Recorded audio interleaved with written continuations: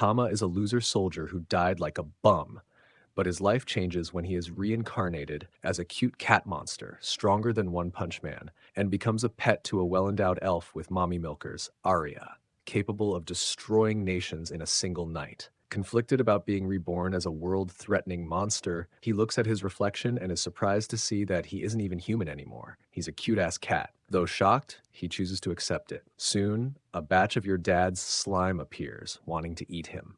Tama manages to check his skills and uses rock howling to attack. The move defeats the slime, and since he's hungry, he decides to eat it. Surprisingly, the slime tastes like cookies and cream ice cream. This is when Tama realizes that the behemoth species has skill absorb, allowing him to steal the abilities of the creatures he devours. He also discovers his storage ability, which lets him stash food for later. Armed with this knowledge, Tama goes on a montage of feasting on the animal kingdom. He starts by eating a wyvern dragon, gaining flight. Then he devours a minotaur, acquiring fireball and icicle lance. He even munches on a rock golem, gaining iron body. During his quest, Tama stumbles upon a treasure chest and gets excited, as he never saw one while he was a knight. Inside, he spots a red crystal, but it turns out to be a genjutsu, leading him away from the path. The ground suddenly shakes as he is forced to face an arrogant S-rank earth dragon. Tama launches an attack, but the dragon deflects it, creating an opening. The dragon counterattacks, and despite Tama's best efforts to defend himself, his crystal body is shattered, causing him to bleed. Just as the dragon is about to devour him, Tama manages to counter. In desperation, he grows bat wings and flies through an opening in the cave to escape, looking like a Pokemon. Meanwhile, somewhere in the city, a girl thicker than a bowl of cold oatmeal wakes up and gets dressed. She is revealed to be an adventurer. Starting her day, she takes a boat ride to the Labyrinth entrance. When the guards stop her, she flashes her pendant, granting her access. She then places a crystal, unlocking a secret passage. She pulls out her dual sword, and it reminds Arya of her past when she once saw a elf female warrior carrying dual weapons against demons, with her remembering watching the battle in excitement. Tama is close to the exit when he collapses due to the loss of blood, but before he passes away, he sees the shadow of a person with Arya running towards the downed kitty. When Tama wakes up, he's bandaged, and inside the elf's house where she takes care of him, he starts to get comfortable with elf Mommy. Milkers doesn't realize that Tama is an S-rank behemoth and takes care of him like a normal kitty. She treats him warmly as Arya feeds him, sleeps together, and changes his bandages. Instead of getting other thoughts or ideas of leaving, he decides to make it up to the woman by being her pet and staying with her. Arya runs out back to the labyrinth, but after what she did for him, Tama devotes himself to protecting Arya, so he goes to follow her, sneaking on the boat ride. Tama is worried she'd end up like the girls from Goblin Slayer, but when she meets goblins, it's a different result, as these goblins are weaklings. Afterwards, she cuts the ear of the goblin as proof of reward, but as she is about to defeat another goblin to meet her quota, this goblin surprises her as it knows spells, summoning a fireball. Arya freezes as she's overwhelmed, but at the last moment, Tama pushes her out the way. Tama is able to slash the goblin, and it falls down a flight of stairs. Arya can't believe that Tama saved her, so on their way back, she caresses the cat, which makes Tama very happy, as the master's chest is very soft and cozy. At Adventurers Guild, a guy with the size of Vegeta's widow's peak tries to ask Arya out, inviting her to his party. But Arya politely declines, with this not being the first time he's tried. With Vegeta goes it to grab her waist, the cat does not let it slide and bites his hand. Kazman doesn't like the cat's disrespect and draws his weapon ready to attack, but he's stopped by a sus-looking guild receptionist, with the ladyboy easily overpowering the man, reminding him of the rules. The guild is used to this, with them applauding the performance, with Tama being declared Arya's new pet. This makes the man-cat very happy having a master. The two celebrate with Arya giving Tama belly rubs, but gets real close to his cat balls. Later that night, Tama is cleaning himself when the drunk, suggestive voice of his master can be heard as she's a heavy drinker. She threatens that if he doesn't get his act together, she won't take a bath with him. Tama tries to stay locked in as he keeps his emotions stone cold, declaring he won't fold and peep on his master, only for him to swim closer to her massive fun bags. In the bath, the girl questions her own abilities as she wonders if she'd ever become strong. In a flashback, Arya's whole village was destroyed by zesty demons. Luckily, she was saved by an elf sword Saint Alicia, who became her idol, the one she wanted to be just like when she's older. Seeing her sad look, Tama snuggles up to her, making her feel better. The next day, the town holds a festival. Walking around with those massive mochi buns gets Arya a lot of attention as everyone greets her or offers her snacks. At the guild receptionist is tense seeing her and orders her to leave for her own safety, but it's too late as a confident-looking Casman walks up to her. Casman is confident as he has a written letter that gives him permission to put down the cat. So basically, Casman is a professional snitch. Arya is distraught seeing the news, which only makes the sicko happy as he has an offer for her. Basically, he challenges her to a duel where if she wins, then she can keep the cat, but if she loses, then Arya will become his official baby mama. Everyone can't believe this dirty dog as Bro's boxers are on fire. In the end, she agrees with the terms, with everyone in the guild hating this. That night, the whole city watches the duel between the C-rank Suslord and the D-rank Arya, but being cocky, Suzman offers Arya to pick anyone to help her against him. When nobody steps up, it makes the whole guild look like some real bitches. Suslord laughs as no one wishes to defy the orders of a baron, but then Tama squeaks or makes a cat noise. The guild receptionist somehow speaks cat and lets Tama fight. Suslord laughs again, but little does Bro know he may be a cat, but there ain't no pussy in him. When the match begins, Arya is shocked when the kitty runs ahead to attack. This makes the booty bandit laugh as PETA won't save this cat. The cat is able to dodge the attack and is still worried about keeping up his appearance, being a stupid anime trope. But this causes Arya to rush in, only to end with a bruise on her stomach. This makes him realize that his master can't beat this man one-on-one. Arya shows her kunai skills as she could have been a ninja, but her rank wouldn't be high as Bro is cheating. He didn't even need to dodge. Suslord then starts to talk to her like it's the 1920s, saying she's better suited to being in the kitchen, making him a sandwich. But what makes me annoyed is Bro is just sitting there letting her get her ass beat, with Bro already fantasizing about what he's about to do with her. Then the cat finally steps in, performing crystal body to protect her, then attacks with a wolf howl, sending him flying with a sword at his private area, cutting his sausage. But that's fine with me. But then everyone starts to whisper about what's wrong with this cat. Kitty starts to think it's raps for him as they'll realize he's a monster. But instead, the two think he's an elemental cat. Arya wins and they all cheer, with the cat rewarded with a cozy sleep. The next morning, Tama wakes up next to Arya, and wanting to pamper her, Tama snuggles closer to the elf. He then licks her, not realizing she'd let out a very unladylike noise. Not knowing this was her trigger, Tama tries to leave the very pent-up elf. As Arya begs for more, drool leaking from her lower lips, Arya pulls him back in to lick her ears some more. In the shop, a busty tiger woman is hard at work making another masterpiece. Arya walks into Vulcan's shop, feeling excited to see the legendary elemental cat. Tama is then placed on her mochi bags and enjoys himself, feeling blessed to be reborn as a cat surrounded by milky gallons. Just then, Vulcan asks Arya why she's here, and she tells Vulcan that she wants her to make armor for Tama. Vulcan eagerly gets all his measurements and starts to draw some rough drafts, with the elf making sure to tell Tama that she intends to have him come adventuring with her. The Tiger Woman spends day and night crafting armor, and by the next day, Tama is fully outfitted in his new gear. However, Vulcan informs Arya that she cannot make her sword lighter. Disappointed but determined to find a solution, Vulcan suggests forming a temporary party with Arya to observe her fighting to see what the problem is. They head into the Labyrinth, battling goblins, with Vulcan effortlessly taking down her share of enemies with a hammer. When a goblin magician shoots a fireball at her, the woman tanks the attack and punches right through it. While collecting the ears, the woman explains it's a skill she's crafted from her blacksmithing. Suddenly an orc appears, hungry, or more accurately, lusting over Arya's chest, making her feel a chill. Arya pulls out her twin swords, but is easily countered, forcing Tama to step in. Arya is slightly saddened that she was forced to rely on Tama again. Recognizing Arya's predictable movements, Vulcan suggests they find a roper, an enemy that will challenge Arya's speed-based combat. I have to question this anime a bit, as it's a tentacle monster. Arya then tells Tama to stay here, as she has to do this alone. When they do, the roper quickly counters Arya's attacks, proving Vulcan's point. Her speed greatly increases when she loses one sword, but then the tentacle monster breaks one of her swords. To adapt, Vulcan tosses Arya a pair of dual knives, and with them, she moves faster and more effectively. She swiftly defeats the roper, but the monster excretes a strange white fluid, leading to an awkward moment. Furious about getting splattered, she yells that only Tama can cover her in fluids and slices through the monster easily, impressing Vulcan and Tama. After the battle, Tama absorbs the roper's skills.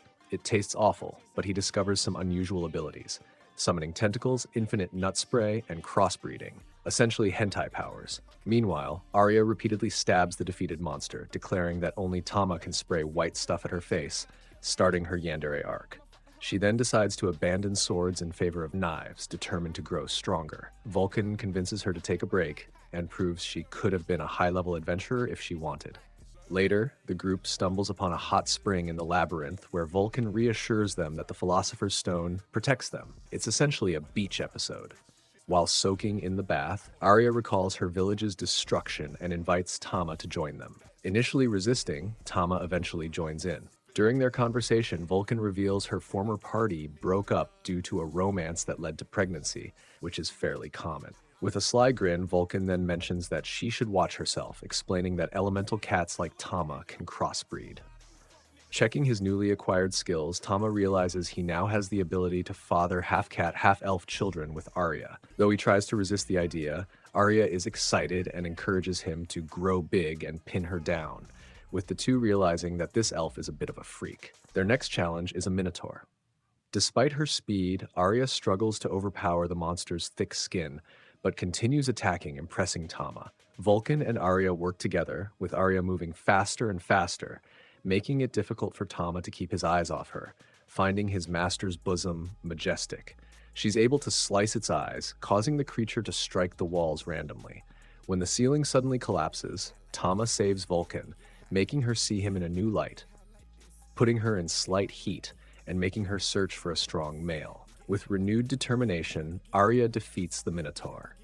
They return to the guild, where the receptionist congratulates Arya for her hard work, as she was worried about her when she first arrived in town. The group celebrates with drinks, and Vulcan proposes forming a real party. While Arya hesitates, Tama accepts, officially solidifying their team. It reminds him of his days with his old companions. Weeks later, Tama wakes up between Arya and Vulcan, both of whom sleep talk about wanting cat babies. Trying to stay focused, he checks his stats and realizes he can evolve into stronger form, but he decides against it to maintain his peaceful life with Arya, as he's afraid he'd turn into more of a behemoth rather than a cute Rimuru Tempest. The next day, Arya and Tama encounter bandits harassing a girl, with no one helping her. The bandits plan to try and sell her organs. Arya steps forward to assess the situation, but the bandits have a nasty attitude with them. They stop, noticing Tama as an elemental cat. Hearing about what he did to Vegeta's balls, they flee in fear. Arya comforts the girl, Lala, and takes her to an orphanage, where she is well received by the kids who clean the church. The nun there thanks Arya for her visits, and Tama silently vows to always support her. At the guild, the receptionist announces that Arya has reached C rank as an adventurer, giving her a new pendant. Suddenly, a crowd gathers around an emergency quest. People have been disappearing in Reynold, with demons suspected as the cause. The revelation shocks them, but Arya, the noble warrior with big jugs, prepares for the next challenge. Arya asks Anna to tell her more information. Just then, the eldest duke's son, Cedric, arrives to explain the situation, and everyone in the guild is in awe of him. He has it. It turns out that the blacksmith, Vulcan, knows him. Arya is also awestruck by the celebrity. Tama is surprised to see Cedric. Years ago, demons and humans were at war for years, but in the end, the human race won at the hands of the great mage. Tama recognizes Cedric as one of the knights who fought alongside the mage. Just then, Arya raises her hand to ask how he plans to win, as the three of them would be too small of a party. Anna agrees, walking up to Cedric, blushing madly. This is when Vulcan admits that Anna and Cedric were in a relationship, which is why she never mentioned him. However, Cedric prefers to get locked in a room full of dudes instead of being with a girl. The next morning, before heading to battle, Tama senses that his master, Arya, is nervous. To reassure her, he gives her a lick that unexpectedly gets her in the mood. She thanks him with a kiss. Under Cedric's leadership, the party, consisting of Danny, Howard, Kenny, and Marietta, sets off on their mission. The girls introduce themselves, quickly becoming enamored with Tama, whom they find adorable. Suddenly, the carriage halts as they are ambushed by grotesque, slimy orcs. Cedric calls on Danny, who effortlessly cuts them down, impressing Arya. This is the power of a Ragnarok hero. When she learns that he didn't even use a special skill to defeat them, she is even more amazed. That night, they arrive at the village of Reynold, where the chief informs them that more people are vanishing due to demon attacks. This revelation brings back painful memories for Arya, recalling when demons ravaged her own village. During dinner, Arya asks why they became knights. Dany's family was poor, so he mentions debts, which is also the case for Howard. Kenny seeks money for sick relatives, while Marietta wants to free her father. Arya feels bad for asking, but they assure her that they've made a lot of money to reach these goals. Cedric, however, shares that he was disowned for liking sausages. Then he casually mentions that he also enjoys unaliving people, making Vulcan and Arya want to stay far away from him. Later, the girls prepare for a bath and insist that Tama join them. Despite being an honorable knight and a cat, he is dragged in for a proper cleaning. Even as a feline, Tama is overwhelmed by the sight of the girls bathing. Vulcan feels embarrassed as her feline instincts act up around Tama. While being cleaned, he must resist the urge to have his little behemoth pop up. In the bath, the girls are jealous of Arya's size, but she doesn't believe it's worth the trouble, especially with all the guys constantly staring at her, not to mention her back problems. This only makes the girls want to get a piece of her, teasing her mercilessly. Meanwhile, next door, Dany and Howard are tempted to peek after hearing Arya's noises, as their legs stand at attention. Dany can't take it anymore and decides to move in, and eventually Howard can't resist either. Cedric, however, is too far gone, uninterested in comfortable pillows. But before they can do anything, Thomas stops them in their tracks and punishes them. The party then enters a dungeon, unaware that someone is watching them through Hiruzen's crystal ball. A horde of werewolves is unleashed against them. The tank, Howard, uses a taunt to get their attention. Cedric's party shows why they're heroes. This is nothing for them. Not wanting to seem weak, Tama also jumps in using a new skill, water gun. The attack shoots right through the werewolves. Everyone looks surprised, even the mysterious man watching, as the elemental cat seems far stronger than normal. Arya, witnessing Tama's abilities, declares her admiration, hinting at wanting him to make her kitty purr. Tama resigns himself to his fate. They soon confront the mastermind, Barl, a surviving member of the extinct demon clan. Seeking revenge, he has chosen the town as the first step in his plan. Cedric calls for the group to split up and surround him, but Barl erects a magical barrier, separating Tama from the others and sending an A-class troll after him. While Cedric's dark magic allows him to slice through trolls effortlessly, Tama struggles because the troll can regenerate its limbs. Tama doesn't think it's that big of a deal. He could always just evolve and defeat them. But that would mean losing his cuteness and, more importantly, the chance to sleep on mommy milkers. Forced to resort to Flaming Howl, he finds that while the trolls can regenerate, his relentless attacks eventually reduce his enemies to ashes.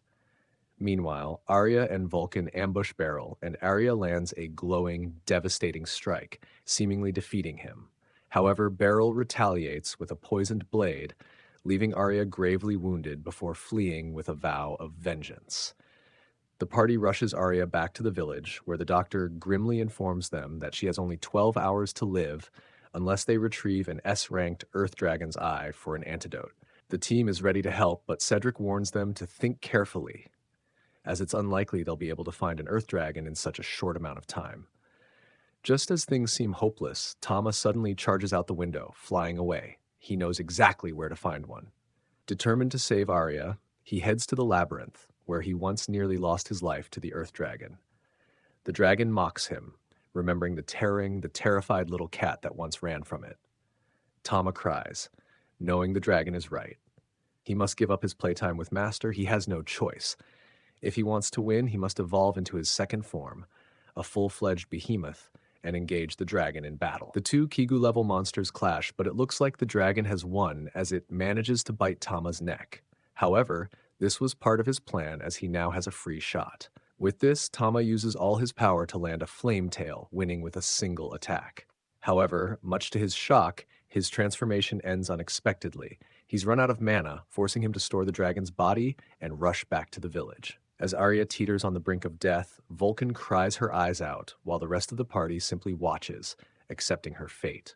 Suddenly, the ground trembles, and the party looks up to find Tama returning, atop the slain dragon. In her unconscious state, Arya dreams of her past, reliving the trauma of demons attacking her homeland in search of the Philosopher's Stone. She recalls an elemental cat saving her, and from that moment, developing a deep fondness for felines. With the dragon's eye, Arya is healed and the party celebrates. Later, while Arya takes more time to rest, Tama returns to the dungeon to test the new abilities he gained from the Earth Dragon. He effortlessly obliterates a bull-like creature, as the dragon's skills give him an astral form of the dragon to attack with. He soon encounters a strange girl who has been looking for him, calling him the Strong One. To his horror, she desires only one thing: his offspring.